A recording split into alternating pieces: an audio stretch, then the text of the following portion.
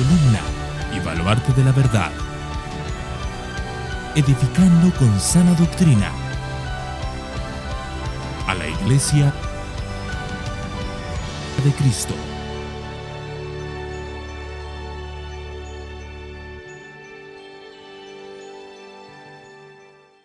Y ahora sí, vamos a ir a 1 de Timoteo, capítulo 2 y versículos 1 al 6, a pesar de que me voy a centrar en el versículo 4, como dije, pero vamos a hacer la lectura del 1 al 6 para entender que todo pertenece a un contexto. 1 de Timoteo, capítulo 2, versículos 1 al 6, y dice así la palabra del Señor. Exhorto, pues, ante todo, que se hagan rogativas, oraciones, peticiones y acciones de gracias por todos los hombres, por los reyes y por todos los que están en autoridad, para que podamos vivir una vida tranquila y sosegada con toda piedad y dignidad, porque esto es bueno y agradable delante de Dios nuestro Salvador, el cual quiere que todos los hombres sean salvos y vengan al pleno conocimiento de la verdad.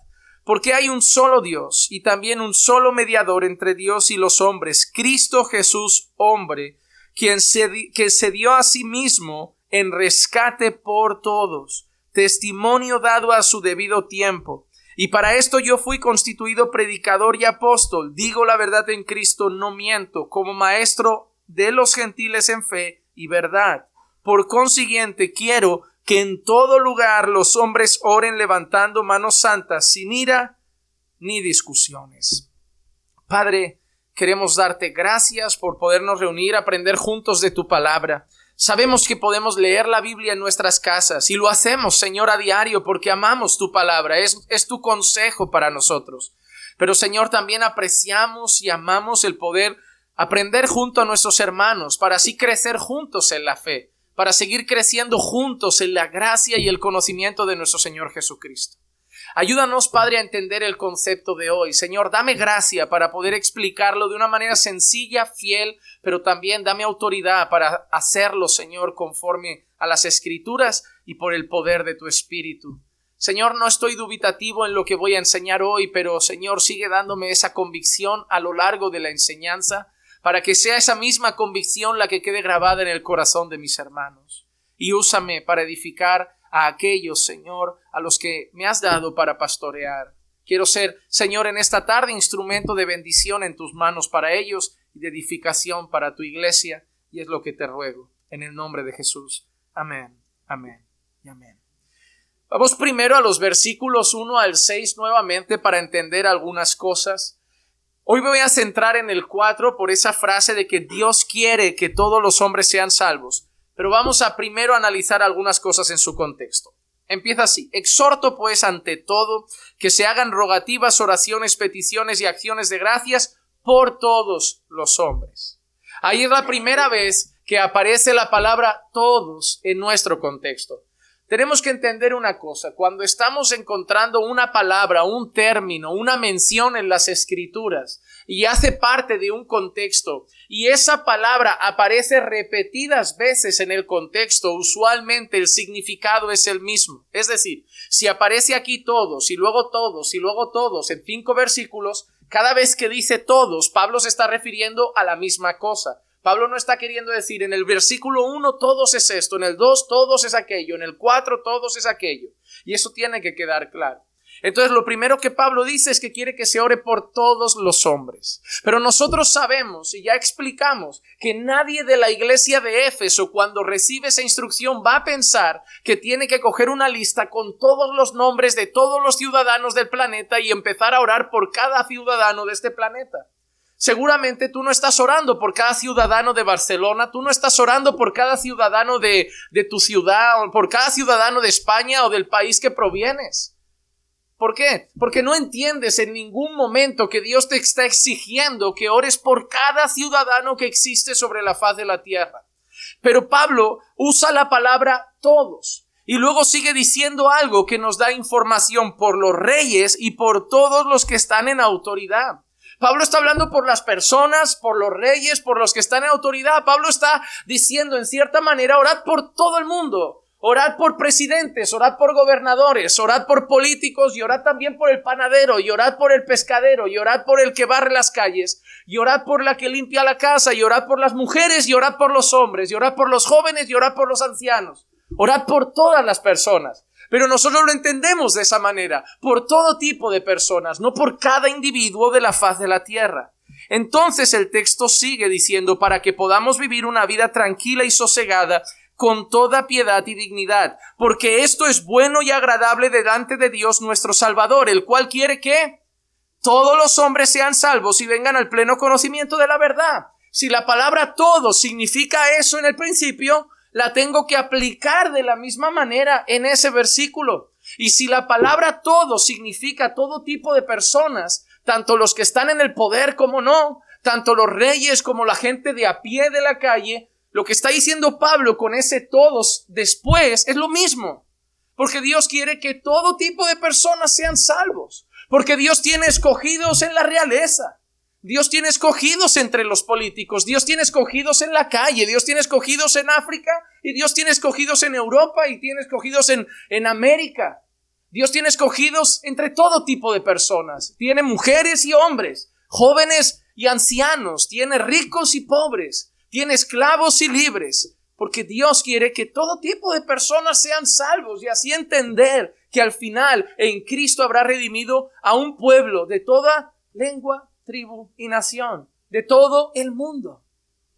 Hay que empezar a entender esos conceptos. Y luego sigue diciendo, porque hay un solo Dios y también un solo mediador entre Dios y los hombres, Cristo Jesús, hombre, quien se dio a sí mismo en rescate por todos aquellos que Dios quiere que sean salvos, testimonio dado a su debido tiempo. Y para esto yo fui constituido predicador y apóstol, digo la verdad en Cristo y no miento. Y mira que añade ahora Pablo, y es muy curioso, como maestro de los gentiles en la fe y en verdad.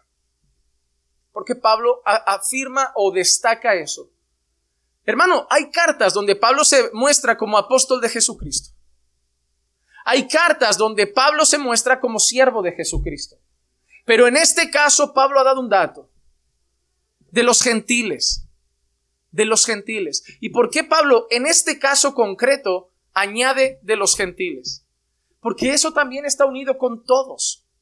¿Te has dado cuenta? El capítulo 1, una de las cosas que aparecían eran las genealogías.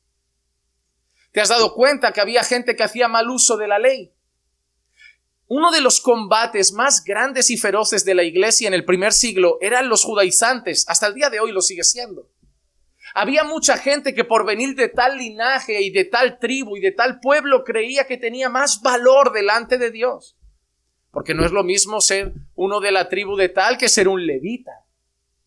Y nunca nos lleguemos a comparar con los gentiles, Porque Dios es el Dios de Israel, no de los gentiles. Porque Dios es el Dios de este pueblo, porque Dios le dijo a este pueblo, vosotros seréis mi pueblo, yo seré vuestro Dios. Aquí no entran los gentiles, porque los gentiles no pasan de perros impíos.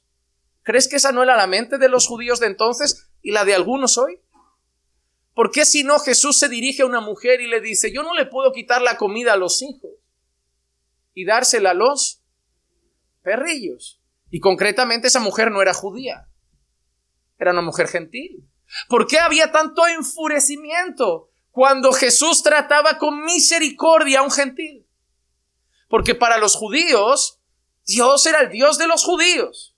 Y el Mesías era para las ovejas de la casa de Israel.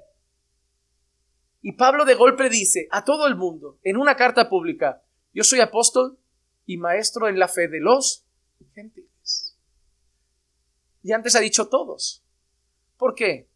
Porque Dios ha venido a salvar a reyes y a pobres. Dios ha venido a salvar a políticos y a empleados.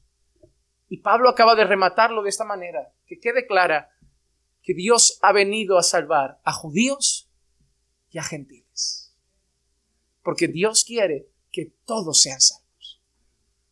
Pablo, con esa expresión todos, está haciendo una cosa, amados hermanos. Está rompiendo el elitismo de la época. En aquella época había un pensamiento muy exclusivista. Dios es el Dios de los judíos. Y luego los gentiles no son dignos de estar aquí. ¿Por qué a Pedro le choca tanto cuando un gentil recibe al Espíritu Santo y habla en lenguas, igual que él habla en Hechos 2 cuando recibe al Espíritu Santo? ¿Cómo puede ser que la promesa de Dios para los suyos, que nos la dio un grupo de judíos en Hechos 2, acaba de manifestarse en un gentil? Porque Dios le estaba diciendo: Pedro, yo he venido a salvar a todo tipo de personas. A todo tipo de personas, porque el verdadero pueblo de Dios no es el pueblo judío étnicamente, es aquel pueblo que está en Cristo. En Cristo. Y eso es lo que tenemos que entender. Mira cómo sigue diciendo: y para esto yo fui constituido predicador, apóstol, digo la verdad en Cristo, no miento, como maestro de los gentiles en la fe y verdad. Por consiguiente, quiero que en todo lugar los hombres oren levantando manos santas, sin ira ni discusiones. Ahora miren, cuando tú lees, quiero que en todo lugar los hombres oren, tú estás diciendo, tú lees eso y tú dices: mira qué bien, las mujeres ya no tenemos que orar. Tú lees eso. Tú entiendes eso. En algún momento se te pasa por la cabeza decir: Pablo dice que los hombres, solo los hombres oren. O cuando lees los hombres, ¿qué te viene a la cabeza? Los seres humanos. Por eso es importante el contexto. Por eso es importante el contexto, porque eso lo has dado por obvio. Pero mira, además, un poquito antes dice: quiero que en todo lugar los hombres oren levantando manos santas, sin ira ni discusiones. ¿Dónde quiere Pablo que se ore? ¿Tú crees que oran en las discotecas? ¿Tú crees que oran en los prostíbulos? ¿Tú crees que oran levantando manos santas en las fiestas universitarias donde van a emborracharse? ¿Tú crees que Pablo se refiere a esos lugares? ¿Qué crees tú que significa cuando Pablo dice en todo lugar? ¿Pablo está diciendo cada casa del mundo? ¿Cada rincón del planeta? Quiero que en cada rincón haya alguien orando. ¿Pablo crees que dice eso? ¿O qué entiendes? Dime la verdad, ¿qué entiendes? Que allí donde haya un creyente, que allí donde haya una iglesia, Pablo quiere que esa iglesia ore. Pero Pablo no ha dicho allí donde haya iglesias, allí donde esté reunido mi pueblo. Pablo ha dicho: yo quiero que en todo lugar se ore. Pero tú lees esa carta y estás en Pamplona y oras en Pamplona con la iglesia de Pamplona. Y si tú estás visitando una iglesia en Italia o con un grupo de hermanos en Francia en una casa, oráis. Porque tú entiendes que Pablo está diciendo que donde estemos los creyentes debemos orar. Pero Pablo usa la expresión todo. Por eso es tan importante el contexto. Bajo esa idea, tenemos que empezar a analizar cuando Pablo ha dicho: porque Dios quiere que todos los hombres sean salvos y vengan al pleno conocimiento de la verdad. Y me gustaría analizar ese tema hoy solamente. Analizar esas expresiones que dividen al mundo evangélico. No debería, pero lo hace.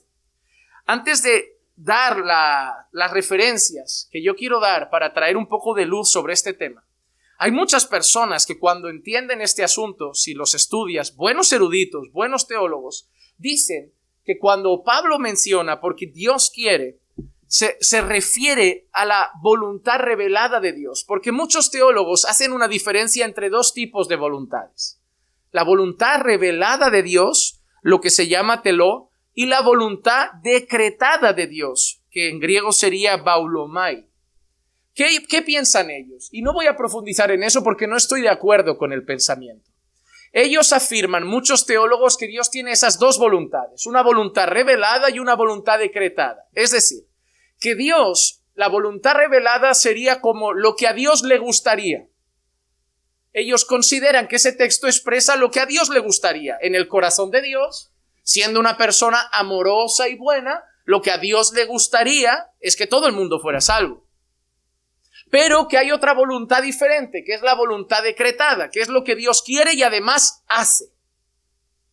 Los teólogos, algunos, han diferenciado eso. Aquí Dios está hablando de la voluntad revelada. Dios está dando a conocer el deseo de su corazón. Pero por otro lado hay una voluntad decretada por Dios, que es la que Él dice que va a hacer y cumple.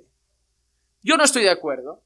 No estoy diciendo que Dios no manifieste en cierta manera una voluntad revelada y una voluntad decretada. No digo que no esté de acuerdo con esa idea, pero digo que a la hora de mirar este texto, yo no profundizaría en eso. Yo no le daría vueltas a decir, bueno, es que aquí Dios está expresando lo que le gustaría en su corazón, pero no es realmente lo que va a hacer. No, es que yo creo realmente que en su contexto la palabra todos se refiere a todo tipo de personas que el Señor salvará, y en todo tipo de lugar, y en todo tipo de contexto. Pero ahora vamos a analizar desde esa palabra todo y vamos a dar un viajecito por la Biblia. Voy a ir haciendo algunas preguntas y voy a dar algunas referencias bíblicas y solo le pido a Dios que al final de la clase haya claridad y no confusión, porque es el mayor miedo que tengo hoy. Que al final de la clase salgan más dudas que respuestas. Pero yo he orado mientras lo preparaba, así que Dios me ayude. Y la primera pregunta que yo quiero hacer es, ¿de qué equipo eres?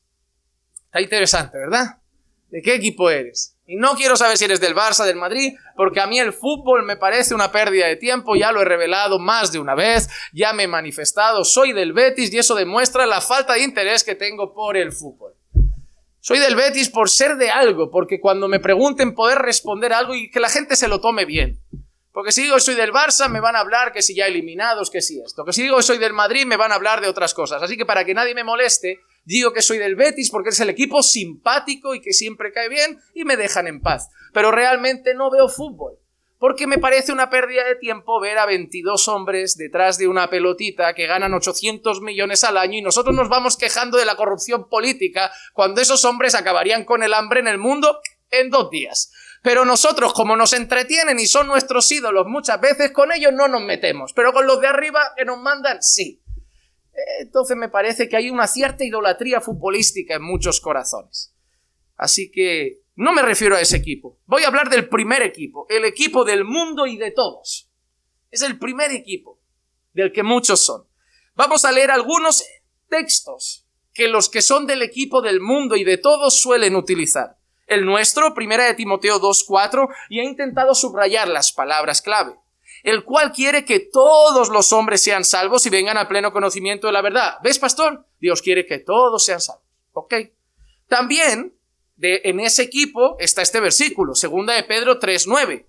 El Señor no se tarda en cumplir su promesa, según algunos entienden la tardanza, sino que es paciente para con vosotros. Y sería interesante resaltar el vosotros, pero otro día cuando predique esta carta, porque el vosotros va unido al todos. Pero bueno, ellos suelen usar ese texto, no queriendo que nadie perezca, ¿ha visto, pastor? Que nadie perezca, sino que todos vengan al arrepentimiento. ¿Ves, pastor? Dios quiere que nadie se pierda y que todos se arrepientan. En el equipo del todos también está 1 Timoteo 4:10, que yo creo que entendiendo el de hoy entenderemos ese. Porque por esto trabajamos y nos esforzamos, porque hemos puesto nuestra esperanza en el Dios vivo, que es el Salvador de todos los hombres. ¿Quién es el Salvador de todos? ¿Es, pastor? Jesús es el Salvador de todos los hombres. Pregúntale a todos los hombres quién es su Salvador y a ver si todos te dicen Jesús. Yo creo que el texto hay que leerlo en su contexto. Porque si yo ahora salgo, yo te digo que de mi madre Jesús no es el Salvador. Y de mi vecino Jesús no es el Salvador. Pero aquí Pablo lo afirma categóricamente. Jesús es el Salvador de todos los hombres, especialmente de los creyentes. O Juan 1:29. Al día siguiente vio a Jesús que venía a él y dijo, he aquí el Cordero de Dios que quita el pecado del mundo. ¡Wow! ¿Visto, pastor? Del mundo. No de algunos, del mundo. Pero hermano, hay una cosa interesante en esto. Que si Jesús quita el pecado del mundo, el mundo ya no tiene pecado y nadie va al infierno. Si esa es tu manera de leer el texto. O el versículo por excelencia, que no hay cristiano, católico, mormón, musulmán. No, esto se lo saben hasta los ateos. Juan 3:16. Porque de tal manera amó Dios al mundo que dio a su Hijo unigénito para que todo aquel que en él cree no se pierda, mas tenga vida eterna. Porque Dios no envió a su Hijo al mundo para juzgar al mundo, sino para que el mundo sea salvo por él. Jesús no vino a juzgar, vino a salvar a él. Pues qué curioso que al final de la historia Jesús va a juzgar a unos cuantos. Si no vino a juzgarlos. Bueno, vino a salvarlos aquí y a juzgarlos luego. Hay que leer el texto en su contexto. Pero bueno, partiendo de esos versículos, hay un equipo que es el equipo de los que el todo y el mundo. ¿Cuál es el otro equipo? Ese sería el Barça de los equipos. Ahora sería el Madrid de los equipos porque son los dos equipos estrella. Fuera Liga Española, no sé, el Manchester City y el Chelsea. El otro equipo es el equipo de las ovejas escogidas. No, yo no soy del equipo del todos ni del mundo, yo soy el equipo de los escogidos. Y en ese equipo tenemos versículos. Juan 6:44. Nadie puede venir a mí si no lo trae el Padre que me envió, y yo lo resucitaré en el día final. ¿Listo, pastor? No va todo el mundo a Jesús, va solamente a Jesús que el Padre envía. Mateo 11:27. Todas las cosas me han sido entregadas por mi Padre y nadie conoce al Hijo. Vamos a leer despacito, amados hermanos. Nadie conoce al Hijo. ¿Quién conoce al Hijo? Nadie conoce al Hijo, sino ¿quién? El Padre. ¿Quién conoce al Hijo? El Padre. Ni nadie conoce al Padre, sino... Frena ahí un segundo. Mira lo que está diciendo el Evangelio. Que quien conoce a Jesús es el Padre. Y quien conoce al Padre es Jesús. Y termina diciendo, y aquel a quien el Hijo se lo quiera revelar. ¿Puede conocer todo el mundo al Padre? No. Aquel a quien el Hijo se lo quiera revelar. Ese es otro equipo, ¿eh? O Juan 15:16. Vosotros no me escogisteis a mí, sino que yo os escogí a vosotros y os designé para que vayáis y deis fruto y que vuestro fruto permanezca, para que todo lo que pidáis al Padre en mi nombre os lo conceda. Vosotros no me escogisteis a mí, sino que yo os escogí a vosotros. O Hechos 13:48. Oyendo esto los gentiles se regocijaban y glorificaban la palabra del Señor y creyeron todos los que quisieron creer. Pone eso. No, creyeron cuantos estaban ordenados a vida eterna. Hermano, hay textos en la Biblia que pueden no gustarte, pero no puedes quitarlos de ahí. Pero los que creyeron son los que según la Escritura estaban ordenados a creer. Romanos capítulo 9, versículo 15 y 16. Esto se pone un poco complejo porque él dice a Moisés, tendré misericordia de todo el mundo.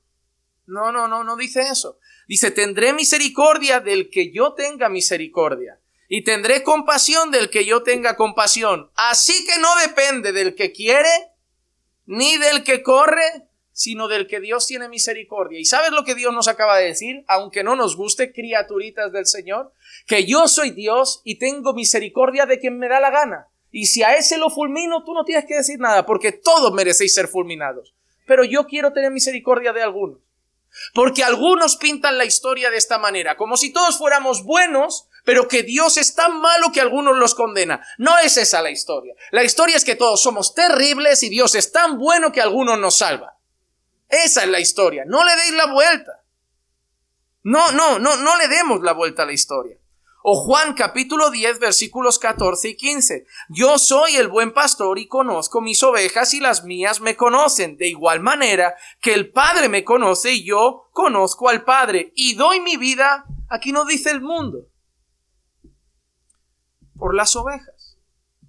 No doy mi vida por las cabras. No doy mi vida por los lobos. Doy mi vida por las ovejas. Y algo también que entra en este equipo, Juan 17:9. Yo ruego por ellos. Yo no ruego por el mundo, sino por los que me has dado, porque ellos son tuyos. Jesús está diciendo algo que puede ser que a algunos les duela un poquito ahora en el corazón lo que voy a decir, pero Jesús acaba de decir, yo no estoy aquí orando por todo el mundo, Yo no estoy a la diestra del Padre diciendo, ten misericordia de todos, perdónalos a todos. Yo estoy a la diestra del Padre rogando por los míos. Por los míos. Eso es lo que está diciendo Jesús, no lo que digo yo. Es el gran dilema aquí, hermanos. Me ha ido otra vez. El gran dilema aquí, hermanos, es el hecho de que hay una serie de versículos que parecen hablar de una salvación universal. Y hay una serie de versículos que parecen hablar de una salvación específica. Que en la Biblia hay unos textos que menciona todos y mundo, y que en la Biblia hay unos textos que menciona iglesia, escogidos, mi pueblo, mis ovejas, los míos. ¿Están los dos textos en la Biblia? Sí. Y este debate no se puede ganar solo citando los de mi línea y de mi equipo. Porque cuando hablamos de estas cosas con alguien de la postura diferente, lo hacemos mal. Porque lo único que hago es coger algunos versículos que hablan de la elección y soltarlos. Los que hemos dicho del equipo de, ¿no ves? Jesús intercede por nosotros, no por el mundo. Jesús vino a dar su vida por las ovejas, no por el mundo. Jesús, y ahí el otro te va a contraatacar ¿con qué? Pero mira, Pablo dice que todos sean salvos. Pedro dice que Dios quiere que nadie perezca y que todos se arrepientan. Pero Jesús vino porque amó Dios al mundo. Y vais a estar unas 4 o 5 horas citándoos un versículo y el otro, y cada uno se va a ir a casa con la misma idea. Porque no se gana ningún debate citando versículos fuera de su contexto. Porque claro, nos podemos hacer esta pregunta. Si hay un versículo que dice que Dios quiere que todos sean salvos, pero por otro lado Dios dice que Él solo tiene misericordia de quien quiere tener misericordia, ¿la Biblia se contradice? Se contradicen esos textos. Solo algo se puede contradecir y somos nosotros, pero no la palabra. Entonces tenemos que hacernos una pregunta. ¿Cómo podemos combinar estos textos de una manera que tengan fundamento bíblico? ¿Cuál es la enseñanza bíblica de estos pasajes? Para hacer eso deberíamos ir versículo a versículo en su contexto, como lo que hemos hecho con el todos de Pablo. Porque sabemos que la Biblia no se contradice. Vamos a ir a la palabra todos en la Biblia y vamos a ver la importancia de un todos en su contexto. Marcos capítulo 11, versículo 27 al 32. Marcos capítulo 11, versículo 27 al 32. Dice así: Llegaron de nuevo a Jerusalén y cuando Jesús andaba por el templo se le acercaron los principales sacerdotes, los escribas y los ancianos. Hermano, yo para que de esta clase creo que consiga que lo entiendas, necesito que hoy me prestes 100% atención. Y yo te iré haciendo preguntas, porque yo aprendí una cosa. Si yo te digo esto es así, punto, creo que es como se debe enseñar. Mi manera es ir haciendo preguntas que tú mismo vayas leyendo conmigo y tú mismo llegues a la misma conclusión. Porque si tú llegas a la conclusión con la Biblia, tú vas a ser convencido por la Biblia. Pero si simplemente te digo, esto es así y punto, tú vas a irte con la duda de, bueno, eso es lo que él piensa. Así que quiero que lo leamos poquito a poco. Llegaron de nuevo a Jerusalén y cuando Jesús andaba por el templo se le acercaron a él. ¿Quién se acercó a él, hermanos? Los principales sacerdotes, los escribas y los ancianos. Ok, vamos a pintar la escena. Jesús tiene una escena, tenemos aquí una escena donde están 4 grupos de personajes. Jesús y ¿quién más? Fariseos, escribas y ancianos, ¿ok? ¿Imaginas la escena? Listo. Y le dijeron, ¿con qué autoridad haces estas cosas? ¿O quién te dio autoridad para hacer esto? Y Jesús les dijo, yo también os haré una pregunta. Respondédmela, y entonces os diré con qué autoridad hago estas cosas. Y Jesús mira que les pregunta, ¿el bautismo de Juan era del cielo o era de los hombres? Respondedme. Y ellos discutían o discurrían entre sí diciendo, si decimos del cielo, él dirá entonces, ¿por qué no le creísteis? Ahora yo te hago una pregunta. ¿Ellos creen en el ministerio de Juan Bautista? ¿Ellos creen en el ministerio de Juan Bautista? No, porque Jesús acaba de afirmar, ellos acaban de afirmar, si decimos del cielo, él nos va a preguntar, entonces ¿por qué no creéis en él? Sigamos. Mas si decimos de los hombres, pero temían a la multitud. ¿Por qué? Todos consideraban que Juan verdaderamente había sido un profeta. ¿Quién consideraba que había sido Juan un profeta? ¿Qué dice ahí? Todos. ¿Pone todos? ¿Los escribas lo consideraban? ¿Los ancianos lo consideraban? ¿Los fariseos lo consideraban? Ahora te hago una pregunta. ¿Tú crees que todo el mundo y ciudadano del planeta Tierra consideraba que Juan era un profeta? ¿Qué entiendes? Dime la verdad, ¿qué entiendes cuando tú lees? Bueno, pero es que si decimos que es de la tierra, nos ponemos en un compromiso porque todo el mundo cree que Juan Bautista es un profeta. ¿Quién es ese todo el mundo? ¿Qué entendéis? Una mano arriba y que se anime a decir. Alan. todos los que vivían en la región y creían en el ministerio de Juan. Punto. Pero la expresión no es, pero es que nos pondremos en contra a todos los que creen en el ministerio de Juan. Pero nos pondremos en contra a todos aquellos que viven en nuestra región y confían que el ministerio de Juan viene del Señor. Así que ellos simplemente dicen, no, porque todos consideran a Juan verdaderamente un profeta. Pero ¿ese todo significa todo ciudadano de la faz de la tierra? ¿Es importante un texto en su contexto? ¿Es importante leer despacio? Es importante, a lo mejor ahora tú estás pensando, oye, me voy a leer Juan 3 entero y no Juan 3:16. Porque a lo mejor la palabra mundo en Juan 3 se puede leer mejor. ¿Entiendes la palabra todos aquí que no significa todas las personas del mundo? De la misma manera que la palabra todos, por Pablo en 1 de Timoteo, no representaba todas las personas de la faz de la tierra. Marcos capítulo 1, versículo 35 al 37. Levantándose muy de mañana, cuando todavía estaba oscuro, salió y se fue a un lugar solitario y allí oraba. ¿Estamos viendo el planteamiento? Muy tempranito, Jesús no es como nosotros, a Jesús le gusta orar, Jesús no le importa madrugar para hablar con el Padre, Jesús ama hablar con el Padre y como sabe que tiene mucho que hacer como nosotros, porque Jesús era un hombre ocupado y posiblemente más que nosotros, Jesús hacía por tener un tiempo para estar con el Padre. Y se iba temprano de madrugada, porque a Jesús le daba igual si alguien decía, no hay por qué orar en las madrugadas, a Jesús lo que decía es que hay que orar. Y si solo me queda tiempo en las madrugadas, pues madrugo. Este no es el tema de hoy, pero seguro que también nos va bien escucharlo. Levantándose muy de mañana, cuando todavía estaba oscuro, salió y se fue a un lugar solitario y allí oraba. Y Simón y sus compañeros salieron a buscarle, le encontraron y le dijeron. ¿Qué le dijeron a Jesús? Todos te buscan, todos te buscan. ¿Tú crees que lo que Pedro le acaba de decir a Jesús, Jesús, cada ciudadano de la faz de la tierra te está buscando? ¿Tú crees que le está diciendo eso? ¿Tú crees que le está diciendo todo el reino de Israel te busca? Todo Judá, Samaria te busca. ¿Qué entendéis que está diciendo Pedro? Hay un grupo de personas en esa región que tienen curiosidad por saber de sus enseñanzas. Hay un grupo de discípulos que quieren aprender. Hay un grupo de oyentes que quieren escuchar. Y Pedro simplemente dice, todos te buscan. Todos te buscan. Todos te buscan. Pero Pedro no está pensando en todo ciudadano de la faz de la tierra. ¿Es importante entender una palabra en su contexto? Pues lo mismo para la palabra mundo, lo mismo para la palabra todos. Esto es importante. Mira qué interesante. Nosotros partimos de 1 de Timoteo 2:4 y Timoteo, como Tito, es una carta pastoral.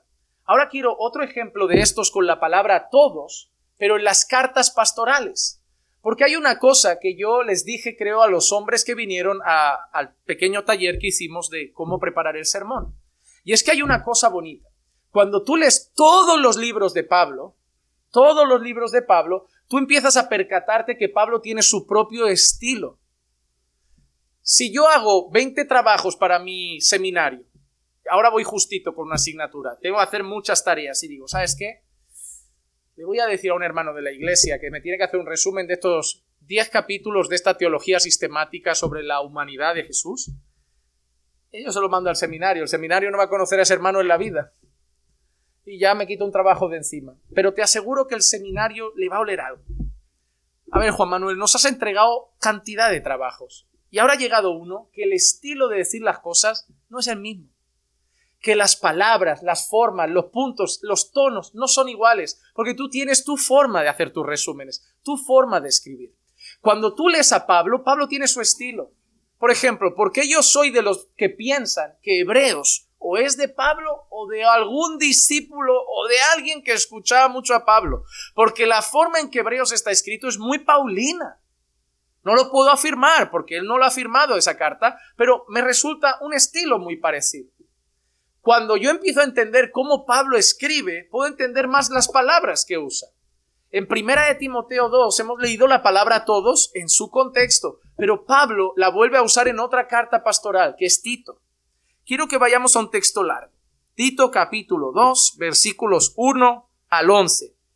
Y yo quiero que empecemos a entender este pasaje y quiero que te quedes con unas palabritas que te iré diciendo en mente, ¿vale? Y creo que tú mismo vas a llegar a la conclusión. Dice así, desde el versículo 1, pero en cuanto a ti, ¿quién es en cuanto a ti? A Tito, ¿verdad? Ok. Enseña lo que está de acuerdo con la sana doctrina. Vale, Pablo le acaba de dar una orden como se las daba a Timoteo a otro discípulo. ¿Cuál es la orden? Enseña lo que está de acuerdo con la sana doctrina. 2 puntos. Enseña, para que entiendas que todo tiene que ver con la misma orden, ¿vale? Enseña. Enseña que los ancianos deben ser sobrios, dignos, prudentes, sanos en la fe, en el amor y en la perseverancia. Acuérdate, enseña que los ancianos, ¿vale? ¿Te acordarás? ¿Tenéis buena memoria? No, ¿verdad? Enseña que los ancianos. Seguimos con el texto. Asimismo, enseña que las ancianas deben ser reverentes en su conducta, no calumniadoras, ni esclavas de mucho vino, que enseñen lo bueno, que enseñen a las jóvenes a que amen a sus maridos, a que amen a sus hijos, a ser prudentes, puras, hacendosas en el hogar. Ojo, ¿qué le ha dicho primero? Enseña lo que está de acuerdo con... Hermano, es sana doctrina enseñar a una joven a ser hacendosa del hogar. Esto está escrito, ¿eh? ¿Quieres traer sana doctrina a tu casa? Enseña a la joven a ser hacendosa del hogar. Porque te has dado cuenta que interesante, dice, enseña lo que está de acuerdo a la sana doctrina. Y justo después nos está hablando de conducta. ¿Sabes por qué? Porque para Pablo, sana doctrina es vida sana. Para Pablo no hay cabeza llena y vida torcida. Para Pablo, si es sana doctrina, se traduce en la vida de, así es un anciano al que se le predica sana doctrina. Aquí es una anciana que vive la sana doctrina. Así es una joven que vive la sana doctrina. Hoy hemos cometido el error de creer que tener sana doctrina significa tener la cabeza llena de teología y libros. Con una vida torcida o chueca, como digan algunos, eso no es sana doctrina que lleve al cielo. Porque la sana doctrina se traduce en piedad, en una vida conformada al modelo de Dios.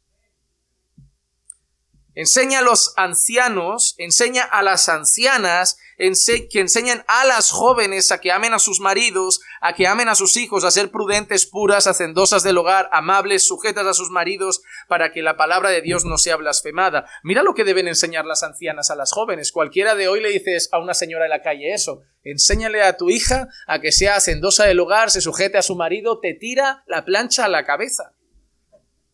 Pero tú tienes 2 opciones, mujer. Ser una mujer que enseña lo que la cultura dice que le enseñes a tu hija, o ser una mujer que enseña lo que Dios dice que le enseñes a tu hija. Y si tu hija hoy no sabe freír un huevo, si tu hija hoy no hace ni la cama, y si tu hija hoy no sabe ni lo que es sujetarse a un marido, es que tú estás siendo una mujer de esta cultura, pero no estás siendo una mujer de la Escritura. Porque esto no es machismo, esto lo ha escrito Dios. Esto lo ha escrito Dios, y si quieres decir que esto es machismo, estás llamando a Dios machista y tienes un serio problema. Porque Dios es perfecto, no es machista. Los hombres son machistas, las mujeres y algunos hombres también feministas. Dios es perfecto. Y si Dios ha dicho que las cosas son así, así son perfectas. Que nosotros las extrapolemos y las llevemos a niveles que nuestro pecado las perturba es otra cosa. Pero esta es la manera perfecta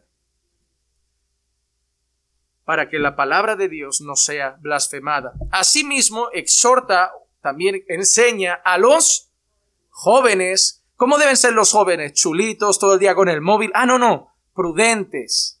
Y muéstrate en todo como ejemplo de buenas obras, con pureza de doctrina, con dignidad, con palabra sana y irreprochable, a fin de que el adversario se avergüence al no tener nada malo que decir de nosotros. Enseña a los siervos que se sujeten a los amos en todo, que sean complacientes.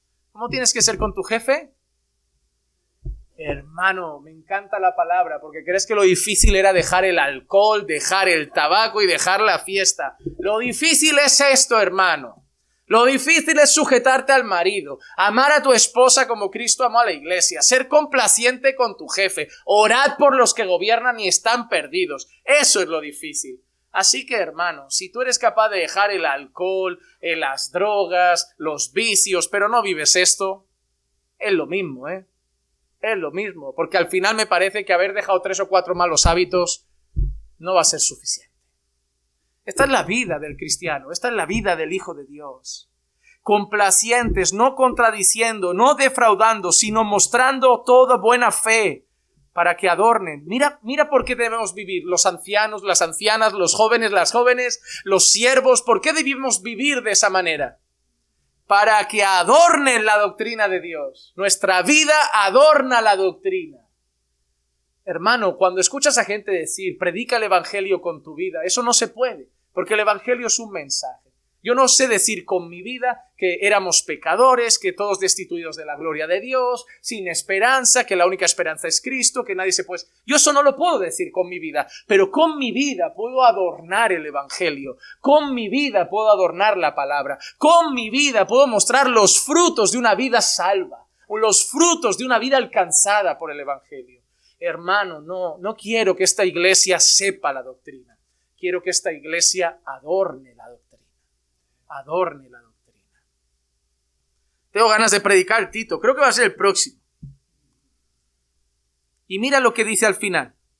Porque la gracia de Dios se ha manifestado, trayendo salvación a todos los hombres. ¿Qué todos son? Enseña a los ancianos, a las ancianas, a las jóvenes, a los siervos, porque Dios ha salvado a todos. ¿Qué todos? Ha salvado a ancianas, ha salvado a ancianos, ha salvado jóvenes y jovencitas, ha salvado siervos y ha salvado amos. ¿Has visto el contexto? Pablo hace una citación de grupos de personas y luego usa la palabra todos. Y en Timoteo, Pablo hace una asociación de grupos por todos los hombres, por los reyes y por los que están en autoridad, y luego usa la palabra todos. El estilo de Pablo es usar la palabra todos para referirse a todo tipo de personas. ¿Visto qué interesante es la escritura? ¿No te dan ganas de quedarte otro día más a estudiar? Ahora yo quiero unir unos pasajes para que vayamos de el todo hasta los que Dios quiere. Empecemos por Juan 3:16.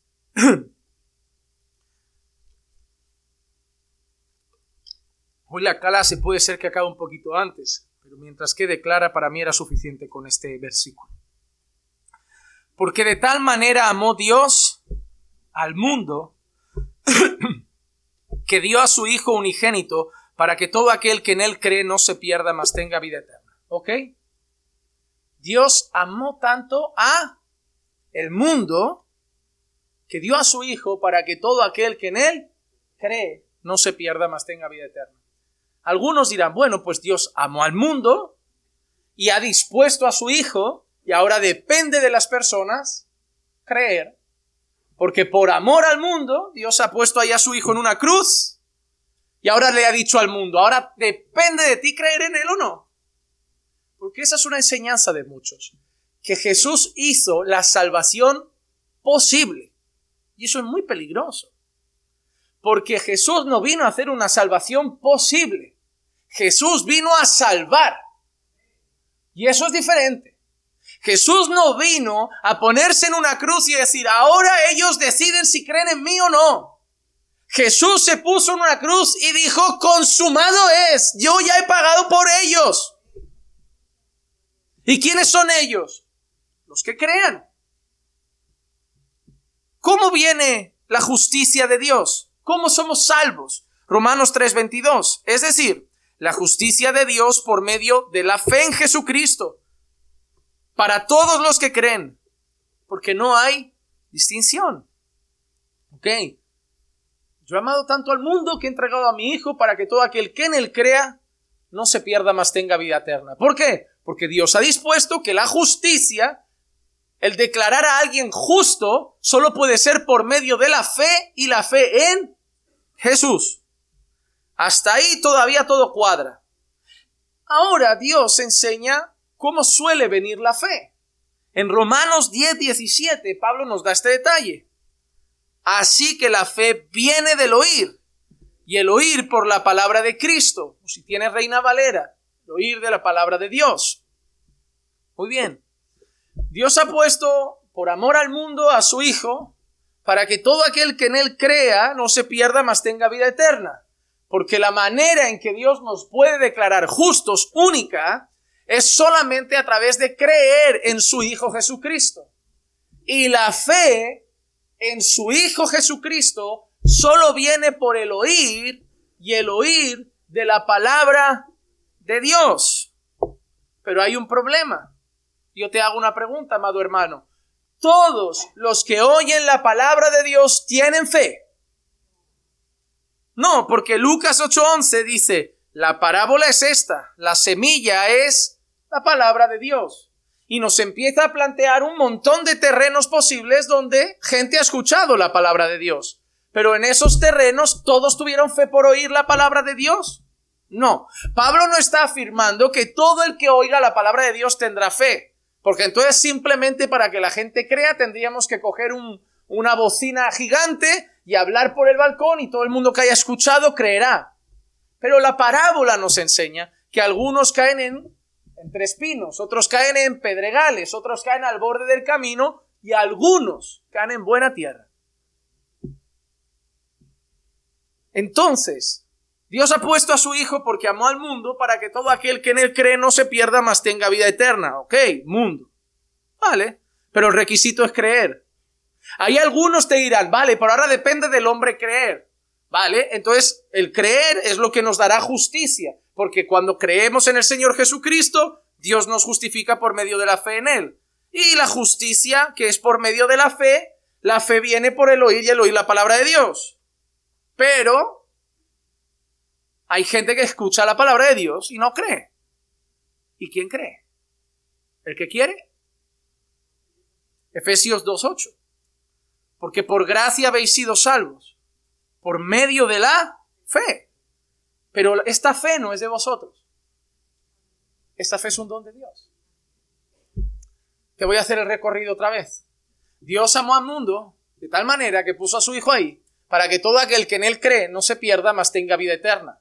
Y ahora, la única manera de ser salvos es que Dios te haga justo. Y la única manera de que Dios te vea justo, te justifique, es por medio de la fe en el Señor Jesucristo. Y el mismo Dios ha determinado que la fe viene por el oír, y el oír de la palabra de Dios. Pero no todos los que oyen creen, porque la fe no es de nosotros, sino que es un don de Dios. Te repito la historia. Dios amó al mundo de tal manera que entregó a su Hijo para que todo aquel que en Él crea no se pierda, mas tenga vida eterna. Pero solo van a creer aquellos que Dios les dé fe, porque yo tengo misericordia de quien tengo misericordia. Ahí vas desde el mundo hasta las ovejas. Y ahí ves como los dos textos están en la Biblia y tienen relación si sabes leer la Biblia. Al final, la fe es un don de Dios. La fe es un don de Dios. Vamos a leer otro punto con la palabra todos. Recuerden que hoy estoy intentando dar una enseñanza alrededor de esa palabra. Bendición para todas las naciones. Seguro que ya piensan en algo. Abraham. Génesis capítulo 12, versículo 3. Bendeciré a los que te bendigan y al que te maldiga maldeciré, y en ti serán benditas todas las familias de la tierra.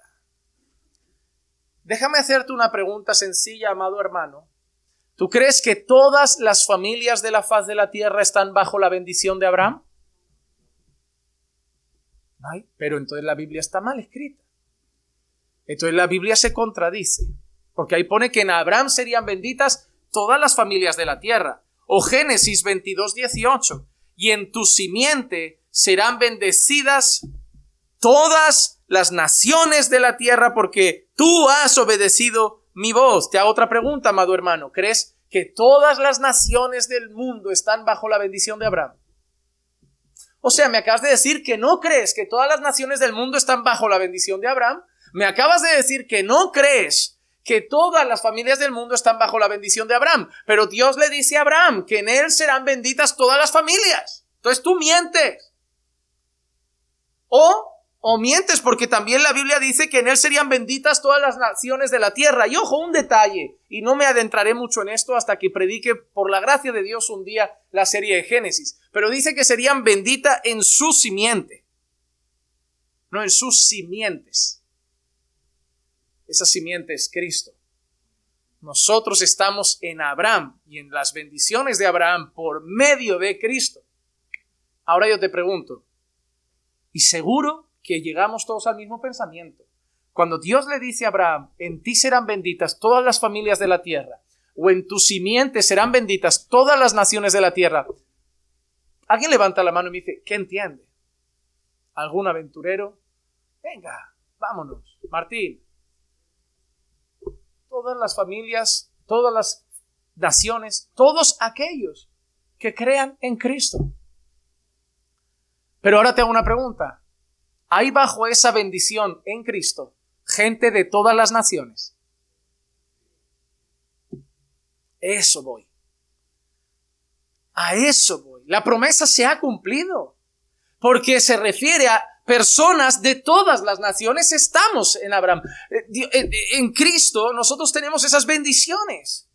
Y aquí, ¿cuántos somos? Aquí hay de Perú, aquí hay de Ecuador, aquí hay de Bolivia, aquí hay de Brasil. No habemos de todas las naciones. Bueno, aquí no. Pero si viajamos encontraremos gente de todas las naciones y un creyente por ahí que estará disfrutando de las bendiciones de Abraham en Cristo. Pero la palabra utilizada es todas las naciones. Pero tiene un contexto. ¿Lo entendemos, hermanos? Lo entendemos. Esto es importante entenderlo. Esto es muy importante entenderlo. Porque ¿qué nos enseña esto? Que en Cristo no hay acepción de personas. Porque lo que hemos leído antes en Génesis de Abraham, es interesante que los judíos creyeran en un Dios exclusivo cuando Dios ya le había prometido a Abraham que la bendición sería para todas. Hermano, Jesús no es un plan B porque Adán salió mal. Y los gentiles no somos un plan B porque los judíos salieron mal. Desde el principio, cuando Dios dijo haya luz, Dios ya sabía va a haber cruz. Y desde el principio con Abraham, no como con Abraham, Dios ya sabía que iba a alcanzar a los gentiles, porque en él serían benditas todas las naciones. Así que empieza a leer la Biblia bien. No como si Dios estuviera arreglando cosas que le salen mal en la historia. Yo iba por los judíos, pero me han negado. Voy a irme a los gentiles a ver si les doy celos. Desde el principio los gentiles estábamos en el plan de Dios. Desde el principio. No somos la opción B. Eso es una muy mala enseñanza. Cristo no hace acepción de personas. Romanos capítulo 10, versículos 12 y 13. Porque no hay distinción entre judío y griego. Pues el mismo Señor es Señor de... ¿Y qué sé todos a qué se refiere? Lo que acaba de decir. Dios no hace distinción entre judío y griego. Dios es tanto Dios de los judíos que creen en el Mesías como de los griegos que creen en Cristo. Eso es lo que quiere decir con todos. Abundando en riqueza para todos los que le invocan. Porque todo aquel que invoque el nombre del Señor será salvo. Y todo dentro del contexto, todo aquel, no importa si es griego, todo aquel, no importa si es judío, el que invoque el nombre del Señor, salvo. Apocalipsis 14:6. Y vi volar en medio del cielo a otro ángel que tenía un evangelio eterno para anunciar a los que moran en la tierra y a toda nación, tribu, lengua y pueblo. A todo el mundo. Gálatas 3, 28 y 29. No hay judío ni griego, no hay esclavo ni libre, no hay hombre ni mujer, porque todos sois uno en Cristo. ¿Todo el mundo es uno en Cristo? ¿Los impíos también? ¿A qué se refiere? ¿A judíos que están en Cristo? a griegos que están en Cristo, a esclavos que están en Cristo, a libres que están en Cristo, a hombres que están en Cristo y a mujer que está en Cristo. Para Dios somos una familia en la fe. Que nadie tuerce ese texto como hacen algunas pastoras para decir que en Cristo ya no hay hombre y mujer. Porque esto no está enseñando. Ahora todo lo que he dicho del hombre cabeza y mujer ayuda a la basura, que ahora en Cristo hombre y mujer es uno. Eso no es lo que enseña ese texto. Ese texto enseña que en cuanto a la salvación, al alcance de la salvación, en Cristo da igual hombre, mujer, anciano, joven, judío, griego, esclavo, libre, porque Él nos ve como una familia, un cuerpo. Pero dentro de ese cuerpo hay roles. Hay un orden. Eso es importante, amados hermanos. Y ahora la última pregunta que quiero hacer es la siguiente. ¿Alguien puede impedir lo que Dios quiera? ¿Alguien puede impedir lo que Dios quiere? Porque el texto que hemos leído en 1 Timoteo 2:4 dice, porque Dios quiere que todos los hombres sean salvos. Dios quiere, y esa palabra es importante, Dios quiere. ¿Alguien puede impedir que Dios haga lo que quiere?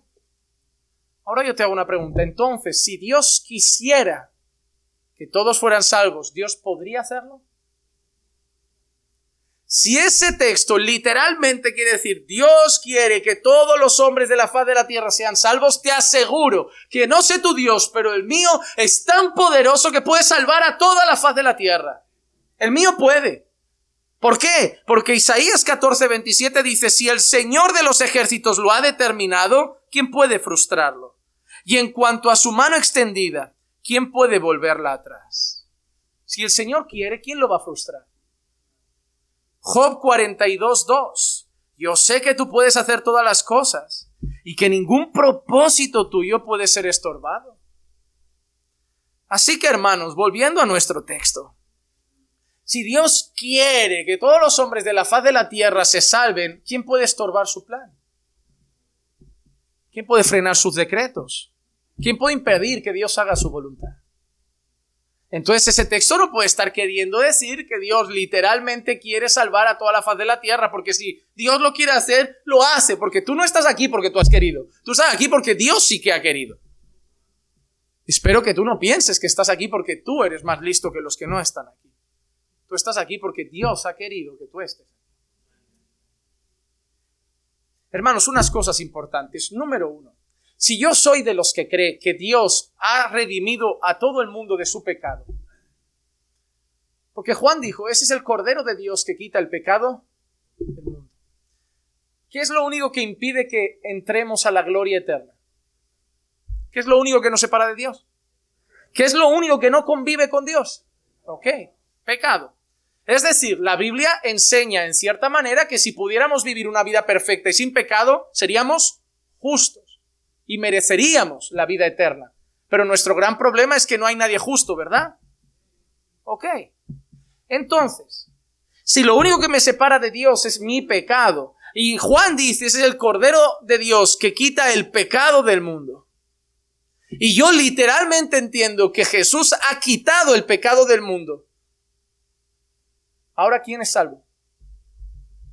Bajo ese entendimiento, ¿quién es salvo? Porque nadie es pecador ya. Ante los ojos de Dios ya nadie es pecador. Porque Jesús ha quitado el pecado del mundo. Los que entienden ese texto están promoviendo una herejía antigua que se llama universalismo. En cierta manera es decir que Dios es tan bueno, pero tan bueno, pero tan bueno que al final va a salvar a todos. Esa es su enseñanza. Jesús quitó el pecado del mundo. Ya no hay más pecado en el mundo y por lo tanto todo el mundo será salvo. Error. No crees en eso, ¿verdad? La otra enseñanza que intenta desviarse de esa porque sabe que esa es una herejía con todas las reglas, pero se queda por el medio y es complicada de entender, es una enseñanza, como hemos dicho, que es que en cierta manera dicen que Dios hace la salvación posible para los hombres. ¿Han escuchado hablar del libre albedrío? Cuando a mí me preguntan si creo en el libre albedrío, yo primero les pregunto qué significa para ellos el libre albedrío. Porque yo creo en el libre albedrío. ¿Qué es el libre albedrío? Libre albedrío significa que yo tengo capacidad racional y moral para tomar decisiones. Creo que sí. Libre albedrío significa que yo a diario tomo decisiones no como un robot, sino bajo mi responsabilidad, como qué compro, qué vendo, si me endeudo o no me endeudo, cómo trato a mi esposa y que todo eso sale de mí. Yo creo que sí. Pero si libre albedrío significa que el hombre tiene la capacidad de buscar a Dios, no creo eso. Si libre albedrío significa que el hombre todavía tiene capacidad espiritual, no creo eso. Porque la Biblia nos enseña que desde Adán, desde Génesis 3, el hombre es pecador, nace muerto en sus delitos y pecados, nace esclavo del pecado, nace siendo hijo del diablo y por lo tanto tengo una libertad dentro de mi condición caída. Es decir, mi perro, yo tengo 2 perros, son libres. Son libres. Si quieren ladran, sí. Si quieren hacen pis, sí. Si quieren hacer sus cosas, sí. Si quieren juegan, saltan y brincan, sí. Pero mi perro puede volar. No. Mi perro era como maullar. No. ¿Por qué? Porque mi perro es libre dentro de su condición perruna. Pero no es libre para hacer otras cosas que su condición no le permite. ¿Lo entiendes? Yo creo que el hombre es libre dentro de su condición caída.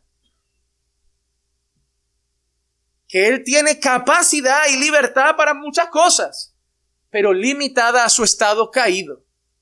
Y espiritualmente él no puede ir a Dios. ¿Lo entendemos?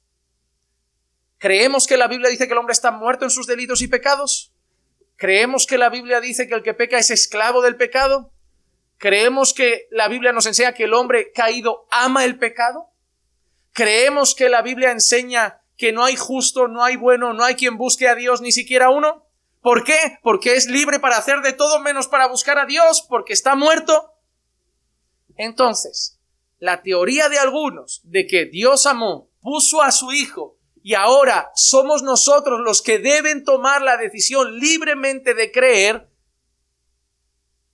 ya no puede ser. Porque libremente, ¿quién puede creer? Libremente, ¿quién busca a Dios? Libremente, ¿quién quiere dejar el pecado? Libremente, ¿quién quiere santidad? Libremente, ¿quién ama a Dios? Por eso, Dios dice, no es por vosotros, casa de Israel, que lo voy a hacer, sino por mí, para vindicar mi santo nombre entre las naciones. Yo os quitaré un corazón de piedra y yo os daré un corazón de carne. Y yo pondré mi espíritu en vosotros para que andéis en mis caminos. ¿Sabéis por qué, casa de Israel? Porque vosotros no lo podéis hacer. Porque no es del que quiere ni del que corre, sino de quien yo tengo misericordia. Porque al que quiero tener misericordia, tengo misericordia. Y al que quiero endurecer, endurezco. Porque no es por vuestros méritos, es por gracia. Así que yo no puedo creer en una salvación donde Jesús está ahí arriba y es como si hubiera dicho, sálvese quien pueda. Ahora todo depende de vosotros. Porque bajo lo que entiendo en la Biblia, de nosotros nadie hubiera querido a Jesús. Pero vosotros no lo escogisteis a Él. Él os escogió a vosotros. Pero yo lo amo, pero Él te amó primero. Pero yo he creído al escuchar la palabra. Él te ha dado fe. Pero yo he nacido de nuevo. Él te ha dado un nuevo corazón. Por eso tú no dices, yo me he salvado. Por eso proclamamos las salvaciones de Jehová. Las salvaciones del Señor. Así que, hermanos, espero que hayáis entendido esta gran verdad. Un versículo que muchos usan para enseñanzas muy erróneas, pero que creo que con la vuelta que he dado, y quizás ha sido confusa, pero creo que he atinado porque veo caras de, lo he pillado. Veo caras de, lo he pillado, creo que ahora lo he pillado. Ese es mi deseo. Si no, de verdad, le ruego al Señor que traiga convicción de esas verdades, porque no me las he inventado. Hermano, solo he hecho preguntas y citar Biblia. Preguntas y citar Biblia. Porque la enseñanza de hoy, como todas las que intento traer a esta iglesia, no las baso en lo que yo creo. sino en lo que escrito está. Escrito está. Así que sí, Dios quiere que hombres de todo tipo sean salvos. Y Dios va a salvar a hombres de todo tipo. Por eso Pablo nos dijo, ora también por los reyes. Ora por los gobernadores. Porque de ahí también habrá alguno que Dios salve. Dios ha salvado a reyes. Hizo a un rey que se hizo una estatua de sí mismo acabar como un animal para que al final reconociera que solo Él es el Señor. No lo puede hacer con nuestros políticos. Oremos por todos los hombres, porque Dios tiene salvos entre todos los hombres.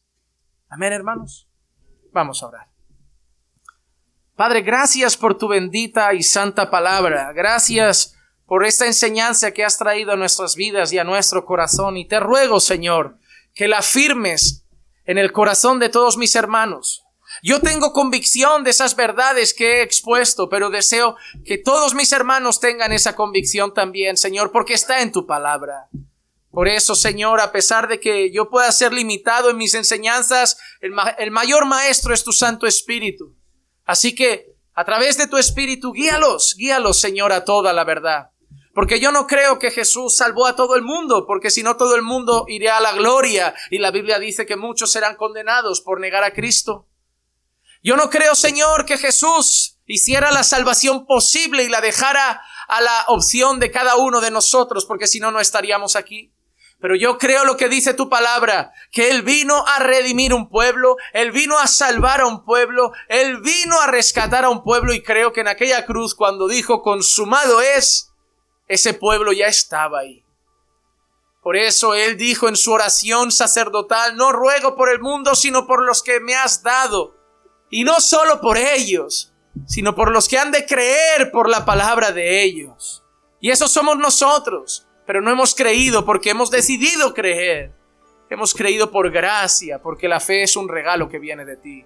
Por eso, Padre, te rogamos que salves a nuestros familiares, porque sabemos que no dependen de ellos. Si dependieran de mi madre, de mi padre, de mi hermana o de la familia de mis seres queridos, ellos nunca querrían. Pero te rogamos, sálvalos. No te pedimos, Señor, ojalá un día crean en ti, ojalá un día tomen una buena decisión. Te rogamos, sálvalos, quebranta su corazón, abre sus ojos, porque si tú quieres salvar, tú salvas, Señor. Porque lo hiciste con nosotros, que éramos tan endurecidos y estábamos tan muertos como ellos, pero nos diste vida. Por eso, Señor, nuestra confianza en la salvación de nuestra familia, si dependiera de ellos, estaríamos desesperados. Pero tenemos una confianza, y es que depende de ti. Así que, Padre, ten misericordia de nuestros familiares y de todos aquellos que están ahí fuera y todavía no creen en ti. Sigue rescatando pecadores para que sean parte del redil, como lo hiciste con nosotros. Te lo pedimos en el nombre de Jesús. Amén, amén y amén.